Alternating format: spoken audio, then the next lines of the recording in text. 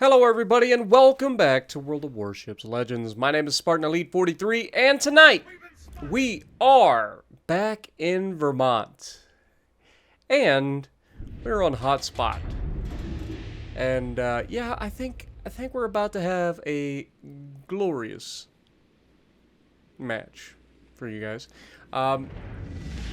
You guys know that when I first got my hands on the Vermont, I wasn't all that thrilled about it. I gave it every chance to try to make something happen. Couldn't get the ship to work for me in the moment.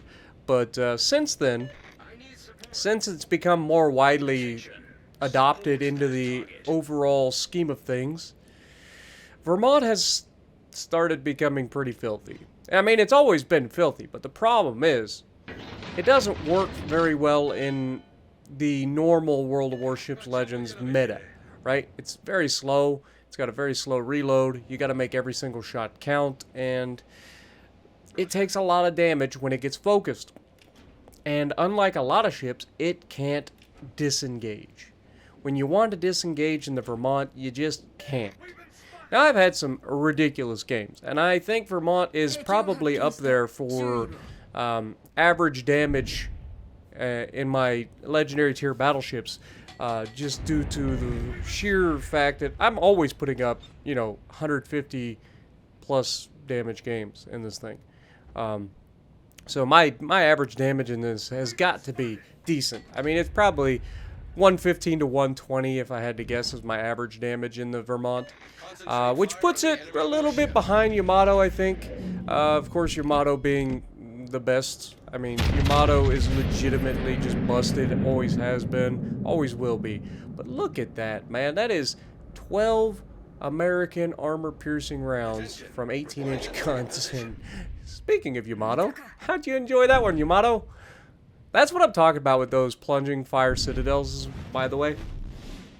Vermont has an uncanny ability to hit plunging fire citadels. And you can be bow in, thinking that you're just going to get a little bit of damage to the superstructure, and Vermont will slap you silly. Vermont is just weird. I don't know how to describe it. It's just weird. I love the ship on PC. You guys knew that.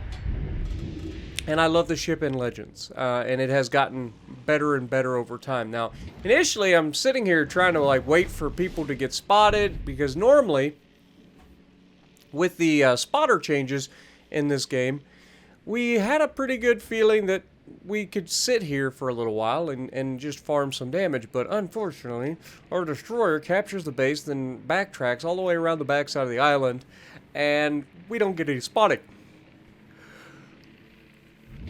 So I commit to the rush. I'm like, okay, well, at this point, I'm going to go around this outside edge. Now, I know I'm located, and you can see there is a destroyer that has moved into the Bravo cap. We also lost our gearing to Shimakaze. That is absurd. And that is just you being not good at gearing. I'm sorry. If you're losing gunfights, or in this case a torpedo fight with a Shimakaze, you're just doing gearing things wrong. But fortunately, we end up getting the Shimakaze as well, but we've also lost a second destroyer. There were 4 destroyers per team, and 3 of the 8 are already dead.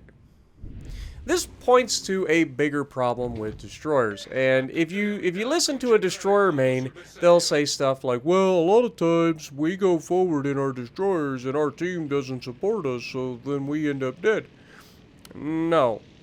A lot of times you go forward like an absolute imbecile and you end up dead. You shouldn't be going forward hoping for teammate support, ever. This is World of Warships, okay? Whether it's Legends, whether it's PC, it's a team-based strategy game that is more solo-based strategy game, because you can never count on your blueberries. Period. You just can't. I always go into it looking at blueberries as a, I will give them the benefit of the doubt, or no, the opposite of that. I won't give them the benefit of the doubt. I will assume that they're idiots until proven otherwise. Now here you can see we already had torpedoes coming our way, which we kind of had an idea that would happen. We get a decent shot at the Montana. Montana actually angles away from us and tries to get behind the island. You can see our buddy behind us has started moving forward as well. And so we know as we push into this cap, we are going to have to keep an eye out. Now we have lost a third ship. But we have the Montana. We have Yamato here as well. We already slapped the Yamato once. But we take a pretty healthy chunk from that Montana. And then we immediately go for the Yamato hit here because, I mean, it's over-angled and I love my odds. But unfortunately, the game just says, nope, you don't get nothing. I mean, we still slapped him, but should have gotten more than that. Right? I think we can all agree. Now, as we turn to go into the island, we don't want to go behind the island. It takes us too long. The enemy battleships have already pushed out of that spawn, so there's no reason for us to follow them in there. Now, as Yamato starts to run away, obviously we need to aim high. Now, if we hit towards the back of the ship, there's a chance that we can slap him too.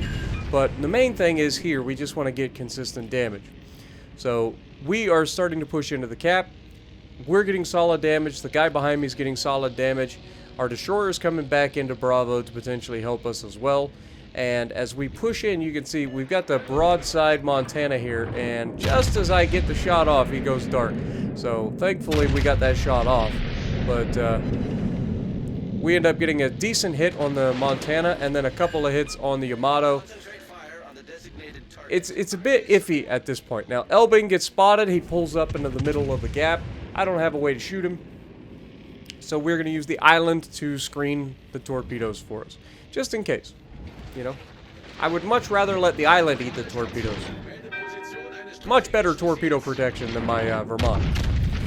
But as we take another shot at the Yamato, we're going to aim a little bit higher here. We want upper side plating.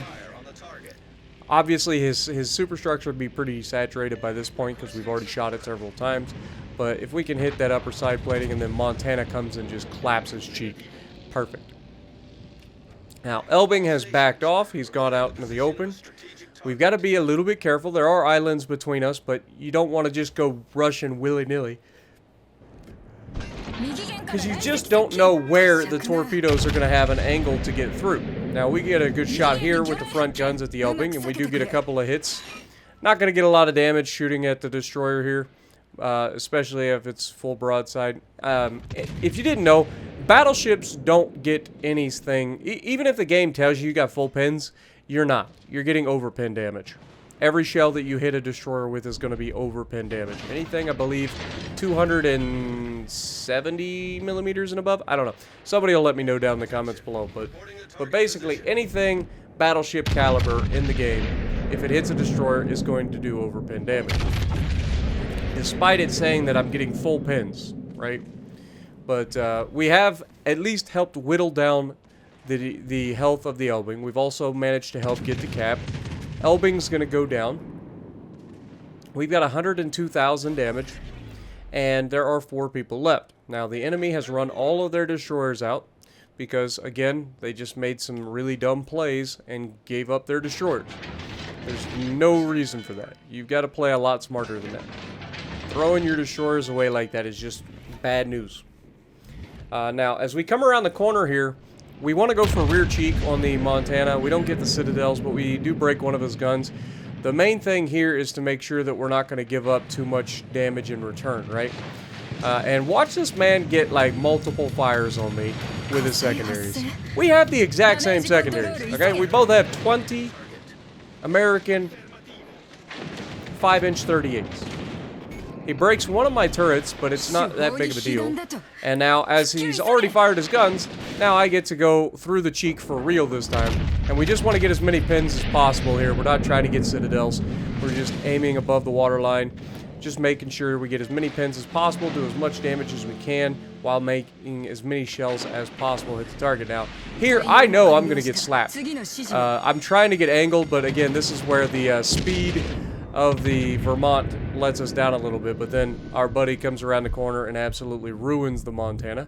And so then we go up for the superstructure to try to finish him off, and as soon as we get the rear turrets loaded, we do in fact finish him. Getting our second, or no, that was our first legendary proc for our thing. But he gets another double fire on us. It's ridiculous. I wish I'd get the amount of fires that everybody gets off their secondaries, because I can get just as many hits as everybody else and then just get nothing when it comes to actual, like, fires. But we've got a beautiful look at the Montana here, so we're going to go ahead and take that. We're not really in any danger of dying. We just got to play smart. As we push towards the enemy, they don't really have a chance, right? And we get one shell on the Montana, and we get, like, absolutely nothing out of it.